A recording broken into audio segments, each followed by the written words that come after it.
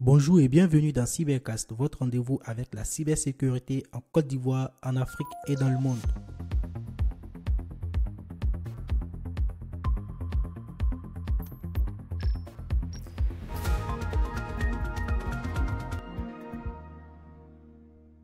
Aujourd'hui, on parle d'un défi bien réel, comment vendre efficacement des solutions de cybersécurité sans être un technicien.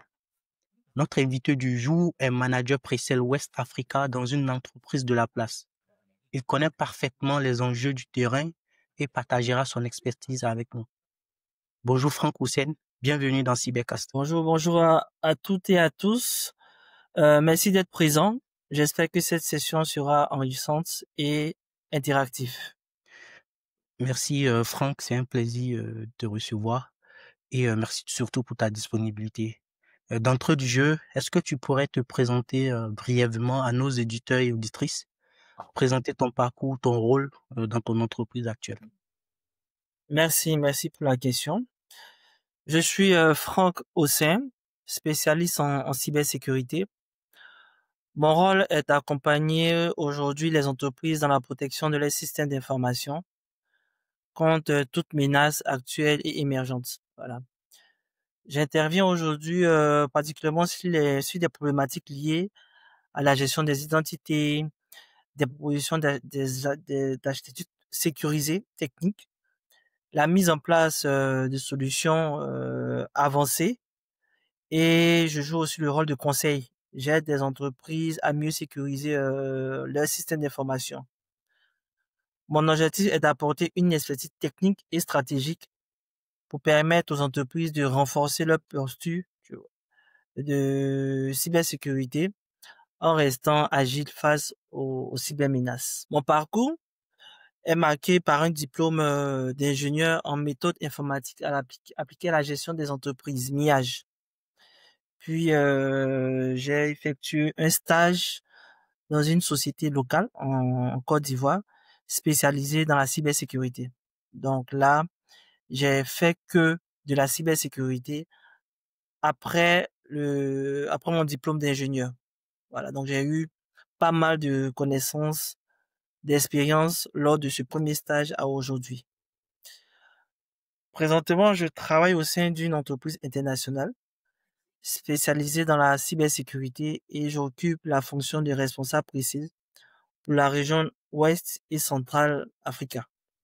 Donc mon rôle est à la fois technique, stratégique, où je comprends le besoin du client, je qualifie les différents besoins et je traduis ces besoins en solutions adaptées et démontrer les différentes solutions que j'ai proposées avec notre portfolio cyber que nous proposons. Merci Franck pour cette belle présentation.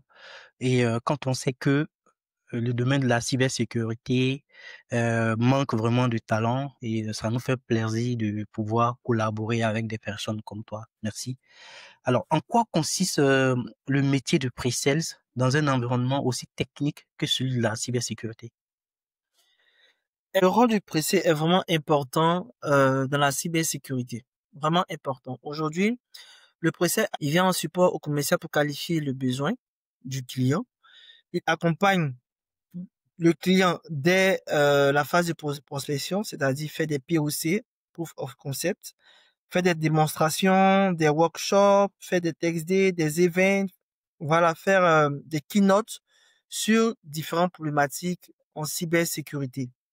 Donc, conception de solutions adaptées, support aux équipes commerciales jusqu'à la signature du contrat. Donc, en d'autres termes, le rôle du pre-sales, c'est d'accompagner le commercial pour démarcher le client. Parce qu'il faut savoir que le commercial n'a pas forcément des aptitudes techniques, des compétences techniques. Et pour convaincre un client, il faut un pre-sales qui va aborder tous les sujets techniques sur la solution qui devrait être proposée au client. Du coup, euh, quels sont les profils qu'on trouve généralement dans les équipes commerciales cyber de manière générale et spécifiquement peut-être dans ton contexte? Aujourd'hui, on trouve toutes sortes de profils. toutes sortes de profils.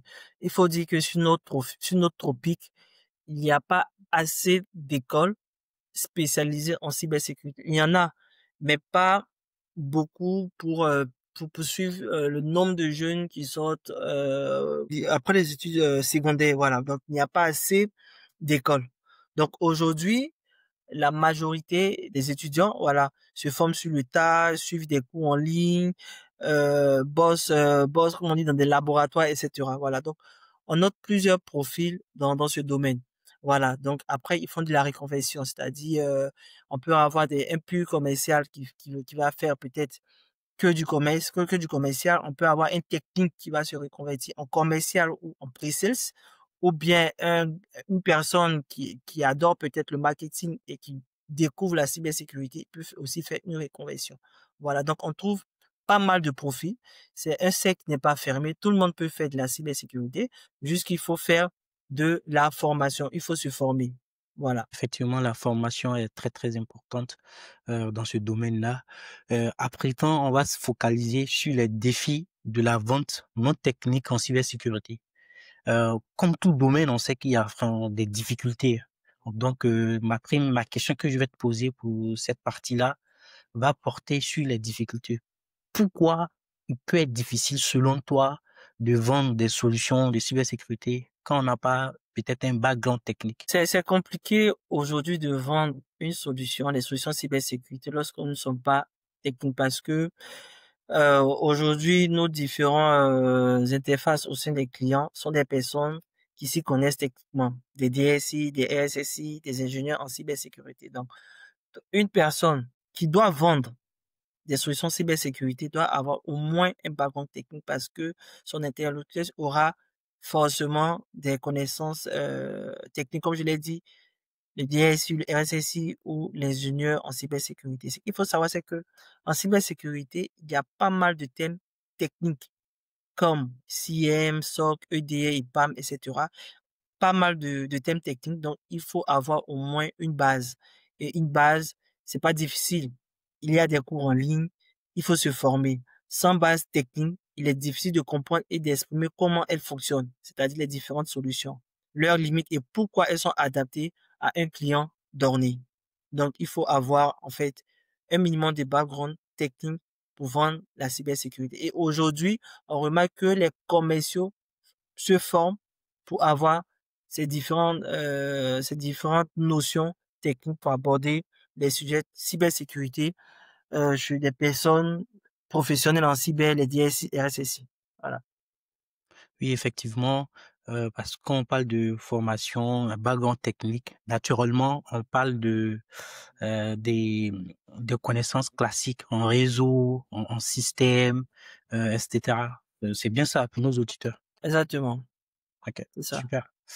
Est-ce que parfois les clients ont souvent des attentes irréalistes ou des idées floues sur ce qu'est la cybersécurité depuis que vous êtes pre-sales? Oui, oui, ils ont des idées floues. Ils ont des idées floues parce que aujourd'hui, il faut comprendre que les clients cherchent une solution miracle. Vous comprenez? C'est que ils pensent que peut-être acheter juste un antivirus leur protège à 100%, sachant qu'il n'y a pas de sécurité à 100%. Voilà, donc le fait qu'ils disent, OK, moi je veux juste une solution de cybersécurité, c'est vraiment irréaliste pour protéger leur système d'information contre les cyberattaques. Ils s'attendent aussi à avoir des résultats visiblement rapides. Voilà, le retour sur investissement. Ils investissent sur telle solution, ils veulent automatiquement être protégés à 100%. Non, c'est pas possible. Il y a la solution cybersécurité qui fait son boulot. Il y a aussi le boulot de l'organisation. Il y a aussi pas mal de brèches à fermer qui ne concernent pas la solution cybersécurité. Voilà. Donc aussi, il y a des clients qui ont un budget minimal, d'accord, et ils veulent avoir une protection maximale. Voilà. Donc beaucoup sous-estiment les coûts réels d'un SOC, par exemple, ou d'un CIEM. Voilà. Donc ils ont juste un petit budget et ils veulent avoir une solution qui est robuste. Voilà. Donc ils ont pas mal d'idées floues et c'est notre rôle aujourd'hui de préciser au commercial de leur montrer la valeur ajoutée d'une solution, de leur montrer le retour d'investissement qu'ils auront sur une solution donnée et de les accompagner pour identifier la bonne solution. Voilà. C'est très clair, ces explications. J'imagine, je me mets dans la peau d'un pre-sales. J'ai un rendez-vous client. Face au client, je me rends compte que l'expression de ses besoins sont vraiment dans des thèmes très techniques. Ça arrive, j'imagine. Comment un pre-sales fait face à un tel client afin de mieux comprendre son besoin et l'aider? Ok. Donc, en fait, si le commercial passe chez un client qui est très technique, il faut il convertisse en fait tous ces thèmes techniques en effet business. Vous comprenez? Il peut aussi vraiment coincer, peut dire au client, ben je vais programmer une autre séance et je viendrai avec mon spécialiste, mon précis pour aborder les sujets très techniques. Vous comprenez? Ou néanmoins, lorsqu'il a une solution, une question très technique, il peut reformuler cette question en effet business et dire pourquoi le client a besoin de cette solution parce que il aura un retour sur investissement, parce que en cas d'attaque, sans cette solution, il va perdre pas mal de profits, des milliards, etc. Son business va s'arrêter, il aura une production qui sera stoppée, il aura des conséquences. Donc, de ce fait, je, je viendrai avec mon pre-sales, vous voyez, et je vais vous expliquer techniquement comment cette solution pourra vous protéger contre ce type d'incident dans votre infrastructure. Alors, merci Franck. On vient de boucler cette deuxième partie pour essayer de faire un récap à nos auditeurs et auditrices. D'abord, Franck s'est présenté son parcours, etc. Après, on s'est focalisé un peu sur les difficultés qu'un pre-sales ou un commercial peut avoir dans l'exercice de ses fonctions. À présent, nous allons aborder la troisième partie de cet épisode qui n'est que les stratégies pour mieux vendre. Quelles sont les meilleures pratiques pour un commercial qui veut gagner en crédibilité dans un écosystème technique? Excellente question. D'abord, il faut que le commercial soit formé. Bien évidemment, il a reçu de la formation à l'université, il a fait des stages, etc. Mais il faut se former. Il y a des cours pour pour des commerciaux orientés vente. Il y a par exemple des méthodologies disponibles pour aider les commerciaux à mieux vendre, comme MEDIC, qui est une méthodologie. On a SPIN, qui, qui établit, qui met en évidence toutes les étapes dont un commercial aura besoin pour vendre. D'accord? Donc, il y a la méthodologie. Il faut connaître l'économique buyer, par exemple, lui qui détient les sous en entreprise. Il faut connaître le champion. Le champion, c'est la personne qui supporte ta solution au sein de l'entreprise. Il faut connaître les décisions de critères pour accepter ta techno, mais ta solution chez le client. Donc, il y a cette formation de méthodologie que le commercial doit avoir. Ensuite, lorsqu'il a sa méthodologie, il doit connaître son produit. Il doit connaître son produit techniquement. Il doit connaître la valeur ajoutée que son produit apporte au sein de l'entreprise. Il doit connaître comment sa solution pourra assurer la continuité de service, la conformité et la protection des données du client. Aussi, il faut qu'il applique un pre-sales lors de ses rendez-vous complexes et ne pas aussi inventer des réponses techniques. Le DSU lui pose une question technique, mais il ne doit pas inventer de réponses techniques. Il note la réponse et demande un autre rendez-vous avec son pre-sales pour apporter la réponse ou par mail. Il y a la possibilité de répondre à toutes ces questions techniques par mail et montrer aussi de l'intérêt pour l'infrastructure du client. Le commercial ne doit pas venir que vendre. Voilà. Donc, il doit absorber le problème du client, la différente problématique et apporter des solutions. Pas que vendre, pas que dire aussi que c'est que sa solution qui est miracle. Non, pas du tout. Voilà, comme je l'ai dit, avec cette méthodologie, il s'apprête, il va chez le client, il connaît par exemple le domaine d'activité du client, il fait des recherches sur la société du client, les différentes peut-être attaques qu'il y a déjà eu dans une société semblable ou dans une région semblable à celle du client. Et avec toutes ces informations, il part à l'aise chez le client, le démarcheur. Alors, avant qu'on ne penche sur la question suivante. Est-ce que tu aurais peut-être une anecdote à partager avec nos auditeurs sur les erreurs les plus courantes que tu vois, par exemple, chez un commercial? Toi qui es vraiment très spécialisé dans ce domaine. Oui, souvent lorsqu'on passe chez des clients, il arrive que le client, il a déjà ses solutions. Il a investi des millions dans des solutions. D'accord? Donc, je prends peut-être une solution de CM qui gère l'agrégation des logs de différentes solutions. Donc, il a investi. Et lors de la démarche du commercial, il a aussi son CM. Vous comprenez? Donc, lui, son objectif, c'est de vendre son CM.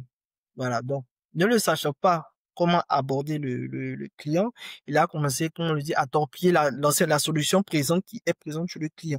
Qu'elle n'est pas bonne, bon, pas qu'elle n'est pas bonne, mais n'est pas efficace, elle a des limites. Donc, comme ça, c'est pas très correct. C'est pas parce que le client, il a déjà investi. Il a investi peut-être des millions. Il a pris une licence ou un support de 2 ans. Du jour au lendemain, il ne peut pas changer sa solution.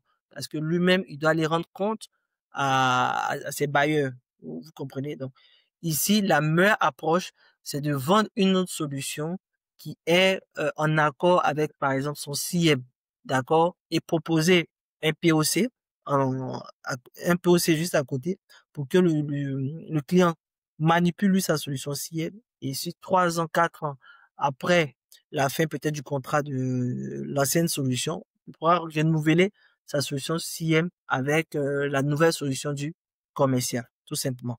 Donc ça, c'est un use case qu'on a déjà, bon, que j'ai déjà rencontré chez un client. C'est tout à fait clair pour nous. On en a parlé dans la première partie.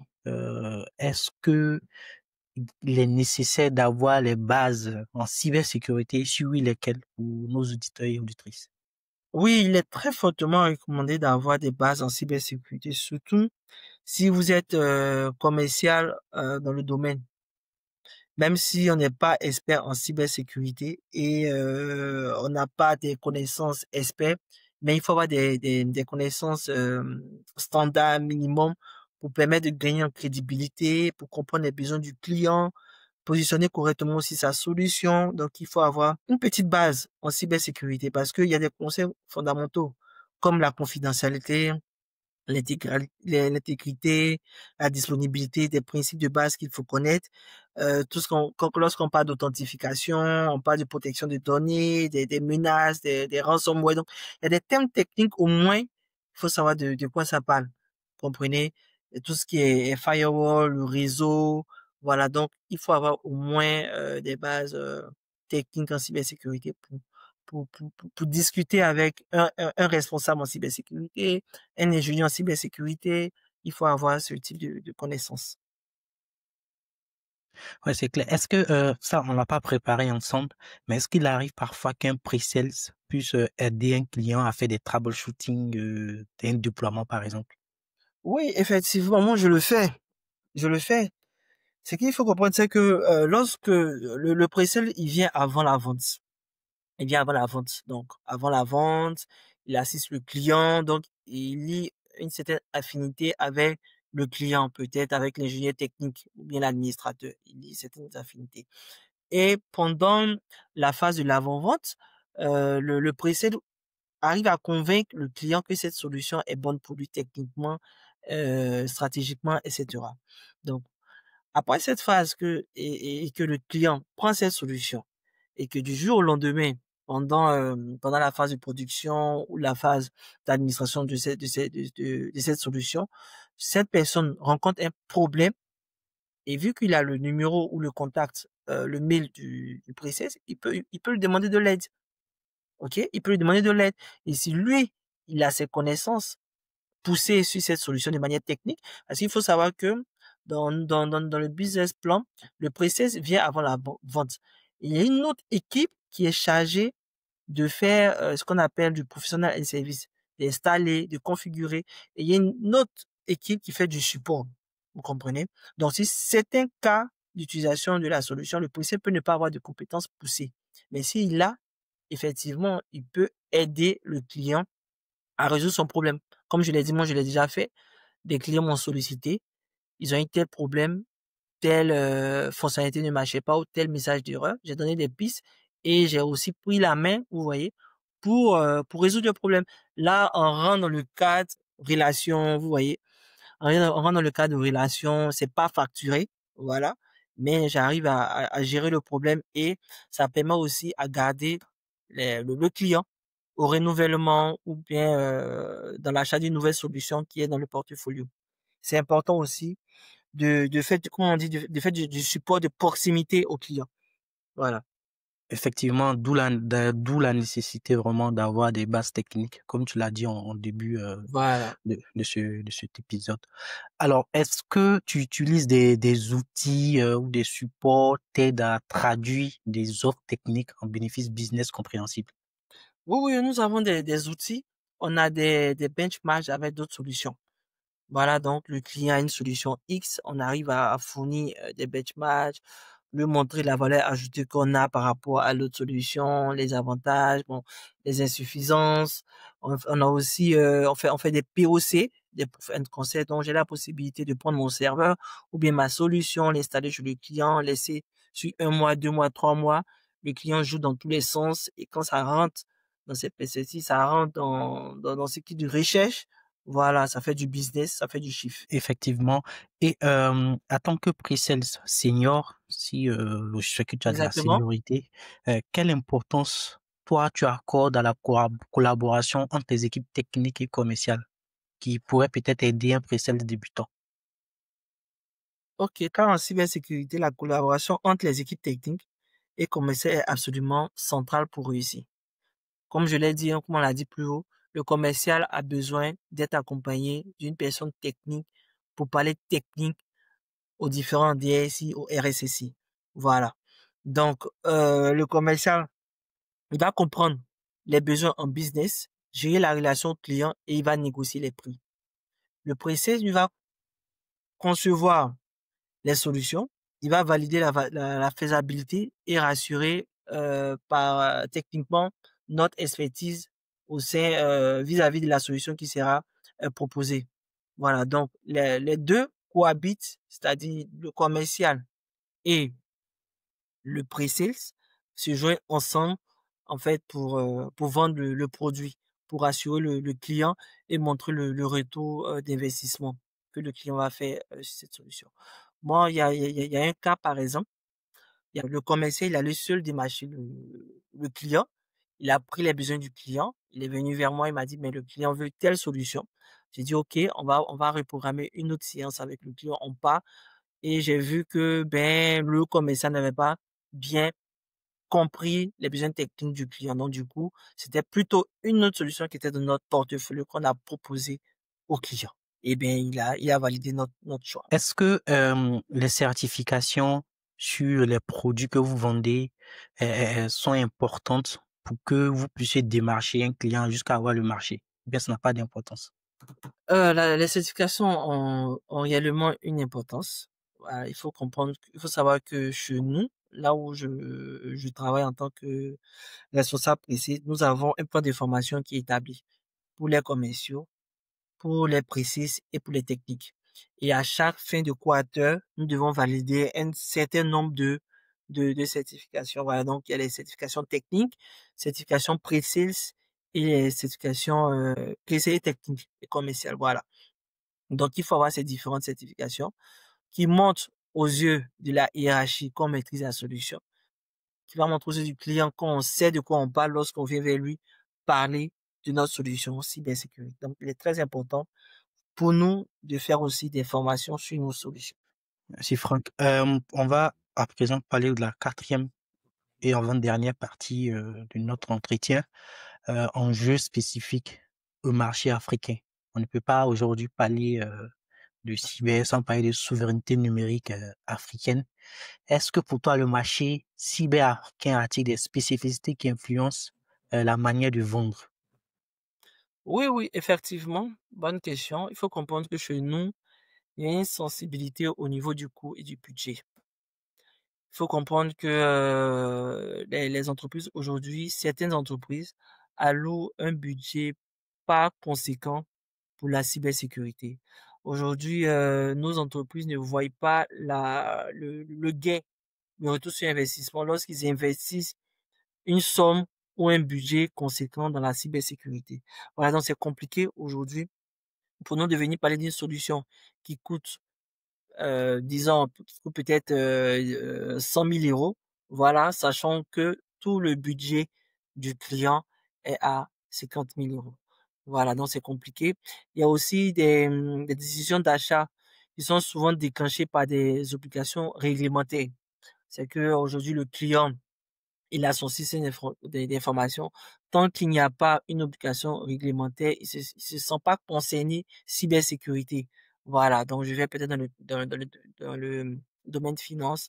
On parle de PCI-DSS. Tant qu'on ne vient pas bousculer le client, ben, il n'investit pas dans des solutions qui vont lui permettre d'avoir sa certification. Voilà. Donc, il y a ça, ces différents use cases qui influencent beaucoup, le marché. Effectivement, généralement, on nous dit en Afrique, les gens sont pas beaucoup sensibilisés au domaine de la cybersécurité ou au danger, pardon, de la cybersécurité. Est-ce que toi, quand tu échanges avec les décideurs, ceux qui doivent acheter les solutions, est-ce que tu vois cela, c'est un obstacle à toi? Est-ce que tu vois qu'ils sont sensibilisés? Et le deuxième volet de la question, ce serait quel rôle un précel ou un commercial peux-tu jouer dans l'évangélisation à la cybersécurité? La sensibilisation des décideurs reste encore aujourd'hui un obstacle majeur en Afrique, mais elle est en train d'évoluer. D'accord? Donc, il y a une vision positive de la cybersécurité. Beaucoup de décideurs, lorsqu'on parle de cybersécurité, en fait, les décideurs, c'est, c'est, ils pensent directement à un antivirus ou un pare-feu. Vous voyez, oh, la cybersécurité, c'est plus là, c'est pas que un antivirus sur un poste ou bien un pare-feu qui va gérer le flux entrant et le flux sortant. En fait, ils ne voient pas aujourd'hui le lien direct entre sécuriser et continuité de service de leurs activités. Donc, ils se disent que ils sont dans un domaine, je sais pas, je prends un exemple, ils sont dans un domaine de brasserie, par exemple, la brasserie qui fait peut-être de la bière. Ils voient pas l'enjeu cybersécurité. Dans la brasserie, ce sont des automates qui produisent de la bière, mais ils ne voient pas le volet cybersécurité. Mais si moi, précise, je vais chez le client, je vais démystifier la cybersécurité. Je vais lui dire, OK, ta production, elle tourne 24 heures sur 24, 7 jours sur 7. Imagine-toi que un attaquant prenne la main à distance de ton infrastructure, vu qu'elle est informatisée. C'est vrai que elle a des serveurs, comment on dit, des serveurs SCADA qui sont propriétaires, mais le cyberattaquant, il a la possibilité de se retrouver dans ton système d'information, OK, dans ton système SCADA. Mais imagine-toi qu'il modifie la production. Vu que dans une brasserie, dans les usines, tout est déjà programmé. D'accord? Lui, il vient, il modifie les lignes, peut-être il rajoute plus de lévis dans la production de la bière. Donc, il peut gâter toute une production. Voilà. Donc, il est important d'investir dans la cybersécurité. Donc, aujourd'hui, ces décideurs, ils ne le voient pas, mais c'est notre rôle d'évangéliser, de parler cybersécurité, de montrer des use cases, de faire des POC, de leur montrer de bout à bout qu'ils sont aussi exposés à la cybersécurité. Et en cas d'attaque, voici les dommages, voici ce qu'ils vont perdre et il y aura une rupture de la production et pas mal d'impact. Voilà. Donc, c'est notre rôle de les évangéliser. Est-ce que cette carence de sensibilisation ne vient pas aussi du fait que aujourd'hui en Afrique, si on fait un focus par exemple sur la Côte d'Ivoire, on n'a pas de réglementation en vigueur, mais peut-être que je ne sais pas, tu pourras me corriger si je me trompe, on n'a pas de réglementation qu'on va dire forte en Mhm. vigueur pour prendre au sérieux le domaine les dangers de la cybersécurité, pour pouvoir garantir les données des utilisateurs, les données des entreprises. Est-ce que l'ANSSI Côte d'Ivoire, qui a été créé récemment, ne devait pas jouer un rôle, selon toi? Exactement, ils ont leur rôle à jouer. Mais il faut comprendre que Nancy, elle vient de naître. Ce sont des problématiques que nos dirigeants, nos décideurs ont un champ de vision. Donc aujourd'hui, ils essaient de mettre les choses en place, tout comme la naissance de l'ANSSI. Donc c'est quelque chose qu'on va y arriver. On va y arriver. Il y aura des réglementations. Il y a aussi l'ATCI qui couvre certains pans au niveau des télécommunications, qui essaie de mettre les choses en place. Mais comme je l'ai dit, on se fait accompagner, la Côte d'Ivoire se fait accompagner par des organismes qui sont déjà avancés dans ce type de réglementation, mais on va y arriver. Et c'est le but. Elle va sensibiliser les décideurs, elle va mettre des réglementations sur la protection des données, sur pas mal de points pour limiter la surface d'attaque et garantir les données des différentes sociétés privées ou publiques. Ouais, je suis d'accord avec toi. Les choses doivent se faire de façon graduelle. Le fait même que l'ANSSI soit déjà là est un C'est très bon déjà un début. but. Franchement, l'échange est très passionnant. J'ai pas envie que ça s'arrête, mais il faut, voilà, une fin à toute chose. On arrive sur la dernière partie. Ça reste encore deux questions. Quel conseil donnerais-tu à un jeune ou à un profil commercial qui souhaite réussir dans le domaine de la cybersécurité? Première chose, il faut avoir une base technique. Même si je veux être commercial, tu veux être pre-sales, dans le domaine de la cybersécurité, il faut avoir une base technique. Pas besoin d'être un super ingénieur ou un super expert pour comprendre les fondamentaux. Réseau, firewall, identité, ransomware, CM. Donc, il y a pas mal de thèmes techniques un jeune peut apprendre dans des cours qui sont libres sur Internet, sur YouTube, ainsi de suite. Après, il faut aussi parler business. Donc, dans ce domaine, c'est pas que la technique, c'est pas que solution, non, non. C'est aussi le business. Telle solution m'apporte quoi en termes de business? Telle solution me couvre vers quel type de soucis d'attaque? Comprenez? Il y a aussi cultiver la curiosité et la veille technologie. Le jeune doit être passionné, il doit faire de la veille technologie, il doit être curieux. Comprenez? Donc, pour résumer, pour un jeune, pas besoin d'être un expert. Il faut être passionné. Il faut se former. Il y a des cours en ligne, des cours gratuits. Il faut avoir aussi des mentors qui sont dans le domaine. Moi, par exemple, j'ai des mentors. J'ai des personnes que j'ai suivies sur, sur LinkedIn lorsque j'avais aucune base, aucune connaissance, qui m'ont donné des pistes de solutions, qui m'ont donné des pistes de recherche. J'ai suivi. Et aujourd'hui, bien, on garde toujours cette relation. Voilà, je les suis toujours. Et aujourd'hui, je suis aussi une fierté pour eux parce que j'ai gravi des échelons et j'arrive à gérer une couverture au sein de mon entreprise. Effectivement, et pour finir, Franck, une phrase pour résumer l'importance de savoir parler cyber sans être forcément technique. Ouf, sans être technique, l'important de savoir parler cyber, c'est de transformer le langage complexe. C'est-à-dire, je vais chez un client ou bien je fais des échanges, il y a un langage complexe, technique. C'est compliqué, c'est de transformer ce langage complexe en valeur business compréhensible. On me pose une question qui est vraiment technique, j'essaie de la reformuler en business, en français facile, et ainsi définir un véritable pont entre la technologie et la décision. Voilà. Donc, en le faisant, je deviens en fait un pont entre tout ce qui est technologie et tout ce qui est décision business. En tout cas, merci Franck pour ce partage d'expériences précieux. Cet épisode nous montre qu'au-delà de la technique, l'humain, la pédagogie et la stratégie commerciale sont les leviers essentiels dans l'univers cyber. Alors, Exactement. à nos auditrices et auditeurs, c'est que vous devrez savoir que la cybersécurité n'est pas forcément du hacking, du pentest, de l'audit. Ce n'est que des sous-domaines, des sous-aspects de ce grand domaine qu'est la cybersécurité. Il y a aussi des aspects comme le pre-sales, qui pre-sales peut être une porte d'entrée pour vous dans ce domaine. Parce que les gens pensent qu'il faut être forcément trop technique, il faut être un grand hacker pour entrer dans ce domaine de la cybersécurité. Non, il va falloir que vous vous détrompiez. Et on a un épisode qui explique les différents domaines de la cybersécurité. Et même, il y a un autre épisode aussi qui parle de la reconversion en cybersécurité. Nous vous invitons à aller regarder ces épisodes. Si vous avez aimé ce numéro, abonnez-vous à Cybercast et partagez l'épisode autour de vous. À très bientôt pour un nouveau décryptage cyber. Je vous remercie pour votre écoute et votre intérêt et je vous souhaite une excellente continuation, voilà, dans ce domaine qui est très passionnant, très, très passionnant et qui donne beaucoup d'opportunités. Voilà, J'espère qu'on se retrouvera pour un autre numéro. avec plaisir.